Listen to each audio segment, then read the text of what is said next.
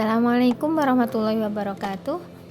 Bertemu lagi kita sahabat Kucala dalam acara Keluap. Kali ini kita akan membahas mengenai isolasi mandiri.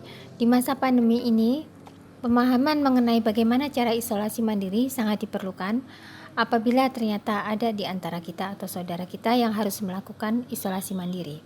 Sebelum kita masuk kepada tema tentang isolasi mandiri, kita review sebentar mengenai apakah itu COVID-19. Saya yakin teman-teman sudah banyak yang mendapat informasi, namun tidak ada salahnya kita review sebentar. Jadi, virus corona ditemukan pertama kali pada tahun 1930. Virus ini ditemukan pertama kali adalah menginfeksi ayam. Dia diberi nama coronavirus karena mempunyai corona. Corona dalam bahasa Latin artinya mahkota. Kemudian selanjutnya pada tahun 2012 ditemukan penyakit yang disebabkan oleh coronavirus. Dia muncul pertama kali di Guangdong, Cina dan disebabkan oleh SARS-CoV. Nama penyakitnya adalah SARS atau Severe Acute Respiratory Syndrome. Kasus ini mencapai 8.000 kasus dengan angka kematian 10% dan mewabah di 29 negara. Kemudian pada tahun 2012 muncul kembali dengan strain yang berbeda, yaitu MERS atau Middle East Respiratory Syndrome yang disebabkan oleh MERS-CoV yang berasal dari kelelawar dan unta. Muncul pertama kali di Arab Saudi dan terjadi 2.000 kasus dengan angka kematian 37% serta mewabah di 27 negara. Dan yang terakhir yang sekarang ini adalah SARS-CoV-2 atau Severe Acute Respiratory Syndrome Coronavirus 2 yang disebabkan oleh SARS-CoV-2 yang semula berasal dari unta, kucing, kelelawar, dan musang, namun sekarang transmisinya sudah terjadi antar manusia. Kemudian gejala apa saja apabila yang dapat diduga menjadi mengarah kepada COVID-19? Gejala yang sering terjadi adalah demam, batuk kering, dan cepat lelah. Kemudian ada juga gejala yang kadang-kadang terjadi seperti sakit dan nyeri tenggorokan, diare, konjungtivitis, sakit kepala, kehilangan indera perasa dan indera penciuman, ruam di kulit atau perubahan warna di jari-jari.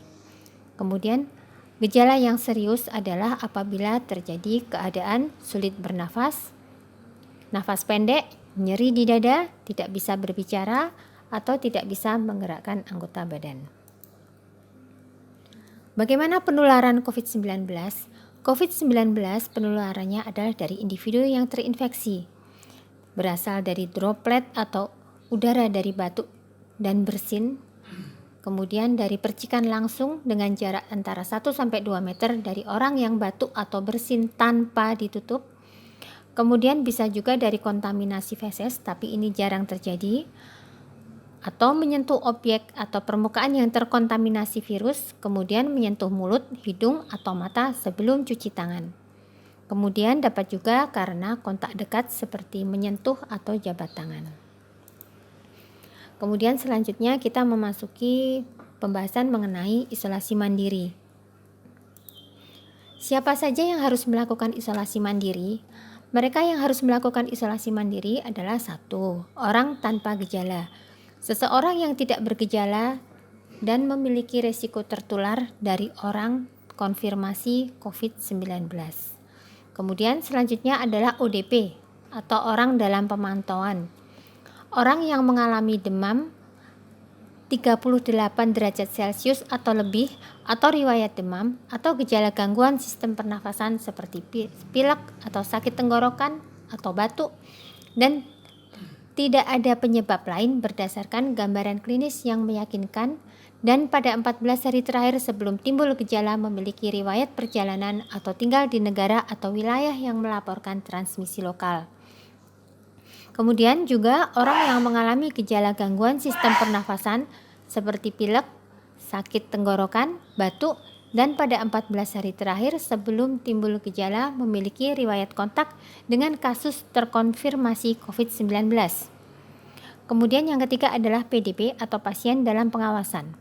Orang dengan infeksi saluran pernafasan akut atau ISPA yaitu demam 38 derajat Celcius atau lebih, atau riwayat demam disertai salah satu gejala atau tanda penyakit pernafasan seperti batuk, sesak nafas, sakit tenggorokan, pilek, pneumonia ringan hingga berat, dan tidak ada penyebab lain berdasarkan gambaran klinis yang meyakinkan, dan pada 14 hari terakhir sebelum timbul gejala memiliki riwayat perjalanan atau tinggal di negara atau wilayah yang melaporkan transmisi lokal.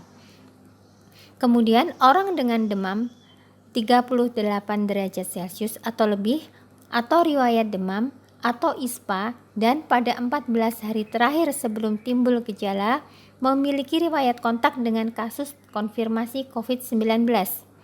Dan yang ketiga adalah orang dengan ISPA berat atau pneumonia berat yang membutuhkan perawatan di rumah sakit dan tidak ada penyebab lain berdasarkan gambaran klinis yang meyakinkan.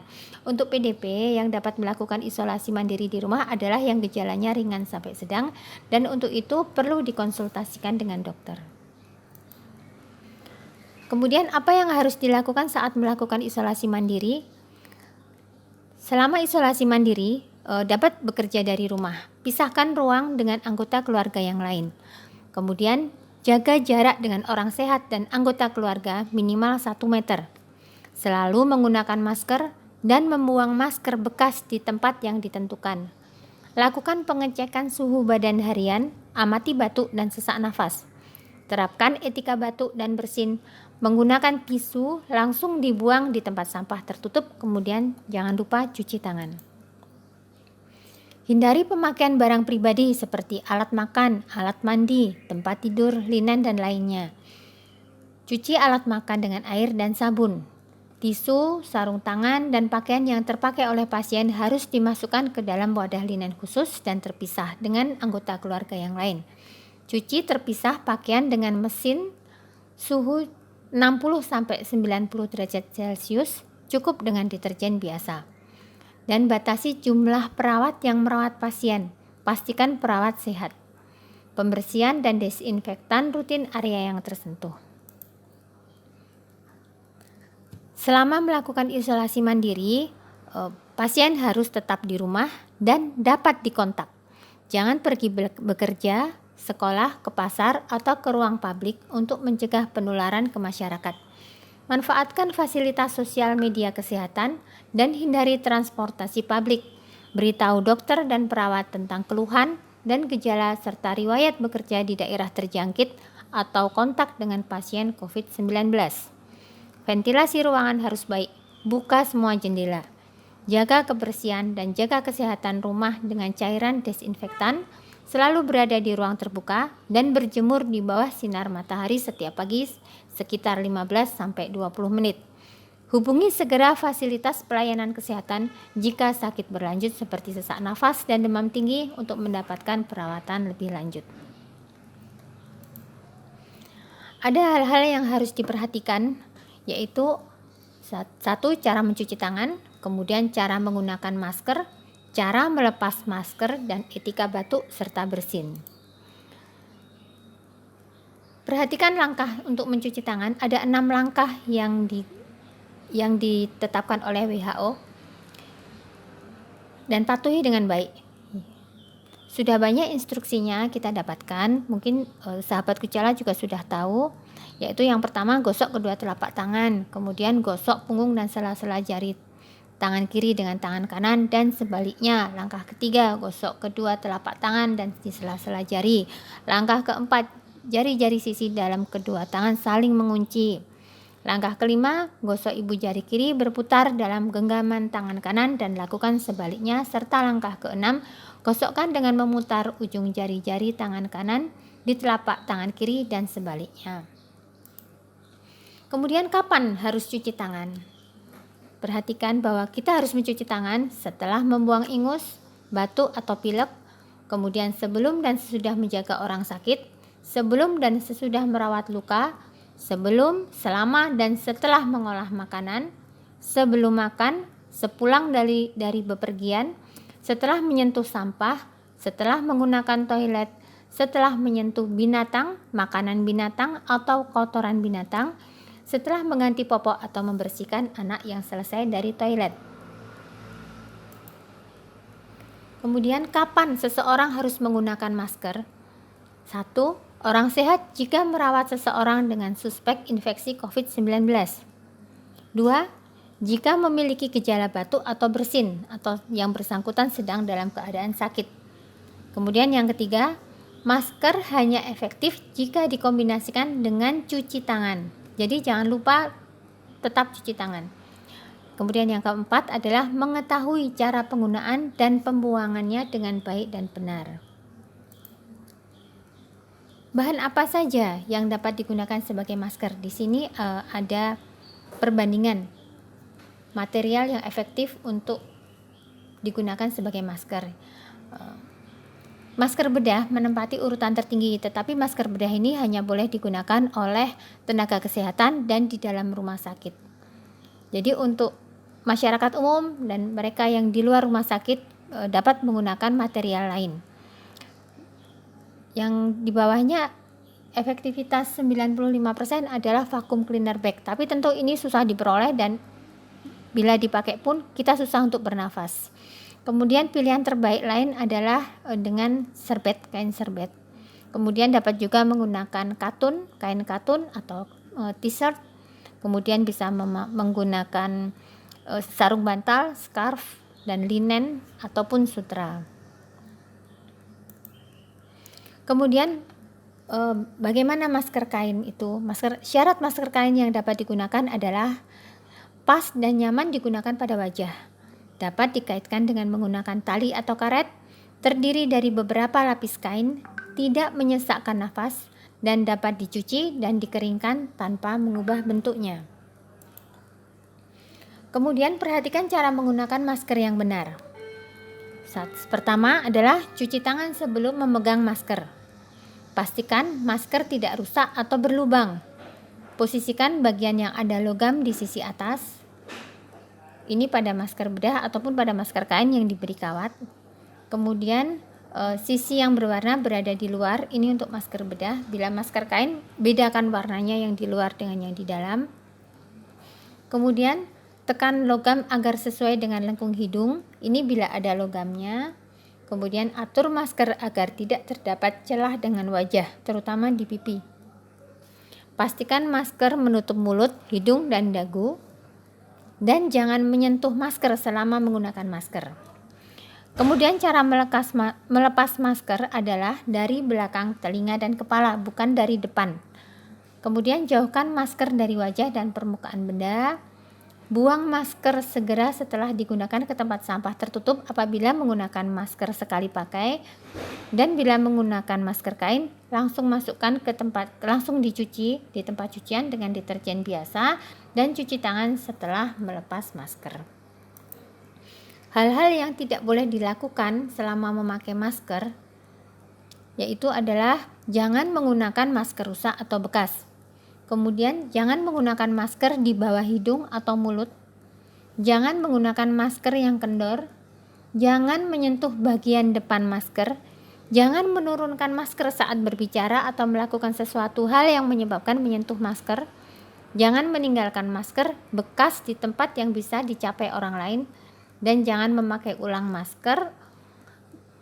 Maksudnya adalah di sini apabila Anda memakai masker kain, maka sekali pakai kemudian dicuci dan kemudian saat akan memakainya lagi ambil yang baru. Kemudian mengenai etika batuk. Apabila Anda batuk, maka gunakan masker, kemudian tutup mulut dan hidung dengan lengan atas bagian dalam, atau tutup mulut dan hidung dengan tisu. Kemudian jangan lupa membuang tisu di tempat sampah. Dan cucilah tangan dengan menggunakan sabun dan air mengalir segera. Kemudian bagaimana kita menjaga kesehatan selama wabah pandemi ini? Yang terutama adalah agar kita selalu hidup sehat dan meningkatkan imunitas tubuh. Istirahatlah yang cukup. Kebutuhan tidur kita yang baik adalah sekitar 7-8 jam. Jangan begadang. Kemudian jangan lupa asupan gizi seimbang. Perbanyak makan buah dan sayur karena vitamin dan mineral pada buah dan sayur akan membantu meningkatkan sistem imun tubuh. Ada 10 pedoman gizi seimbang, yaitu biasakan mengkonsumsi aneka ragam makanan pokok, batasi konsumsi pangan manis, asin, dan berlemak, lakukan aktivitas fisik yang cukup, dan pertahankan berat badan ideal. Biasakan mengkonsumsi lauk pauk yang mengandung protein tinggi, cuci tangan pakai sabun dengan air mengalir, biasakan sarapan pagi, biasakan minum air putih yang cukup dan aman, banyak makan buah dan sayur, biasakan membaca label pada kemasan pangan, dan syukuri dan nikmati aneka ragam makanan. Kemudian untuk meningkatkan imunitas tubuh kita juga perlu rutin berolahraga. Yang direkomendasikan adalah setiap hari 30 menit. Kemudian hindari stres. Stres yang berkepanjangan akan meningkatkan hormon kortisol yang dalam jangka panjang akan menurunkan sistem kekebalan tubuh. Kemudian hindari rokok dan alkohol, dan boleh minum suplemen yang mengandung echinacea, meniran, vitamin B, vitamin C, vitamin E sebagai tambahan, namun bukan sebagai bahan pokok. Demikian materi tentang isolasi mandiri. Apabila ada pertanyaan dapat dituliskan dan di WA-kan kepada admin. Assalamualaikum warahmatullahi wabarakatuh.